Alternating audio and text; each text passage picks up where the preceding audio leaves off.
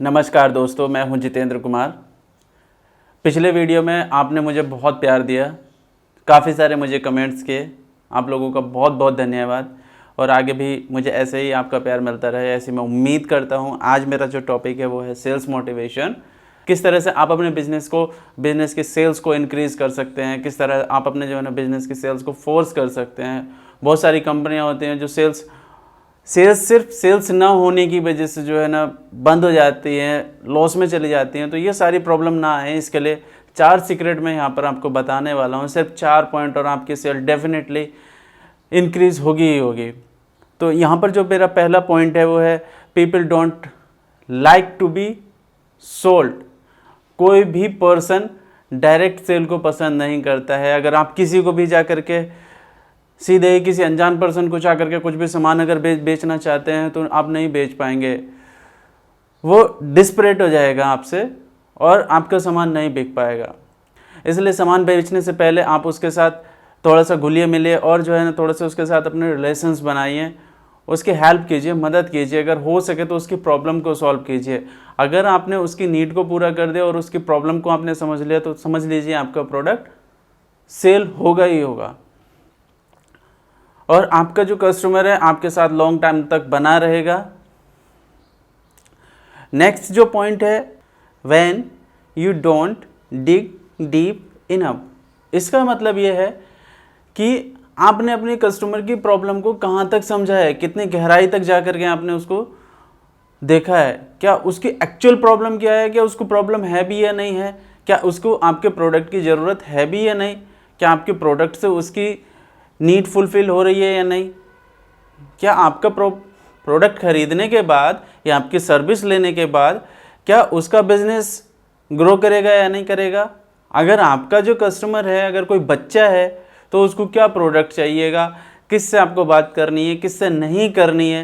ये बहुत सारे इसके अंदर फैक्टर्स होते हैं। तो सबसे पहले अपने कस्टमर की नीड को जो है ना डीपली स्टडी कीजिए। उसकी एक्चुअली नीड क्या है, प्रॉब्लम क्या है, किस तरह से आप सॉल्व कर सकते हैं, क्या उसका बेसिक फैक्टर हो सकता है, कहाँ पर उसको दिक्कत आ रही है। जब आप ये सारी चीज़ें समझ लेंगे तो तीसरा पॉइंट और भी ज़्यादा इम्पोर्टेंट है आपके लिए। तीसरा पॉइंट ये है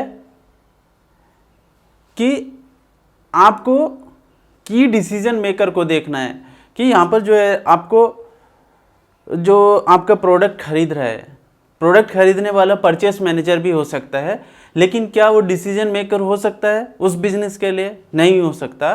कई बार ऐसा होता है कि आप जिस बंदे से बात कर रहे हैं, जिसके साथ आप सेल्स फोर्स लगा रहे हैं अपना, जिसके साथ आप अपना मीटिंग कर रहे हैं, टाइम स्पेंड कर रहे हैं, हो सकता है वो डिसीजन मेकर हो ही नहीं और आपकी सारी मेहनत बेकार हो जाए।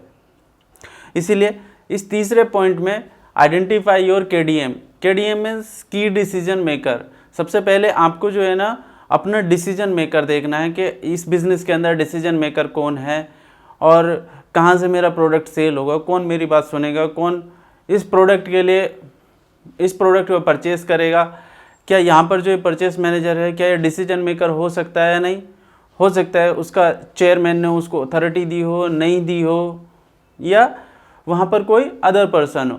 तो इसके लिए सबसे पहले ज़रूरी है कि डिसीजन मेकर का जानना भी ज़रूरी है। अब नेक्स्ट जो पॉइंट है ये बड़ा इंपॉर्टेंट है। आपने 3 पॉइंट पहले पूरे कर लिए, एकदम सफलतापूर्वक, एकदम सक्सेसफुली कंप्लीट कर लिए।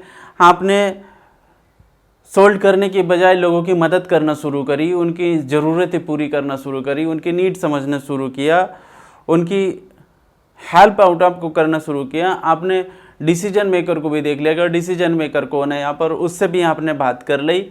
लेकिन जो चौथा और लास्ट पॉइंट है ये बहुत ही ज़रूरी है, इसको आप बहुत ध्यान से समझिएगा। इसके बिना तो आपका प्रोडक्ट सेल होगा ही नहीं। चौथा पॉइंट ये है अनक्लियर अबाउट द बजट।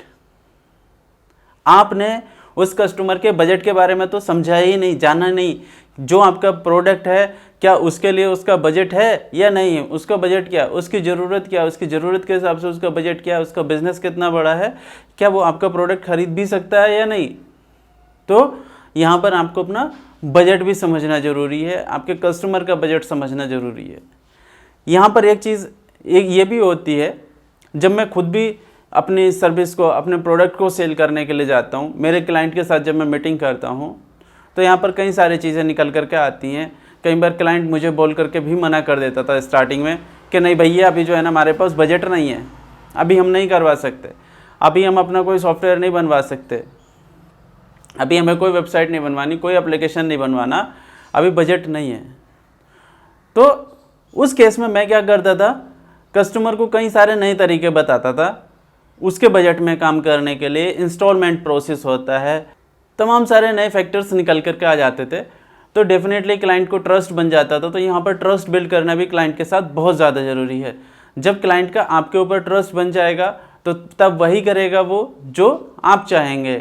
तो यहाँ पर आपने अगर कस्टमर के बजट, नीड, की पर्सन, डिसीजन मेकर और उसकी ज़रूरतों को अगर समझ लिया तो समझ लीजिए आपकी सेल्स डेफिनेटली इंक्रीज़ होगी ही होगी।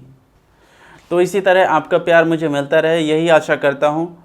और पिछली वीडियो की तरह ये वीडियो भी आप जो है ना काफ़ी लाइक कीजिएगा और अपने परिवार, अपनी फैमिली के साथ भी शेयर कीजिएगा। हो सकता है किसी के बिज़नेस में ग्रोथ हो जाए, किसी को कुछ इस वीडियो से फ़ायदा हो जाए। तो इसी के साथ नमस्कार।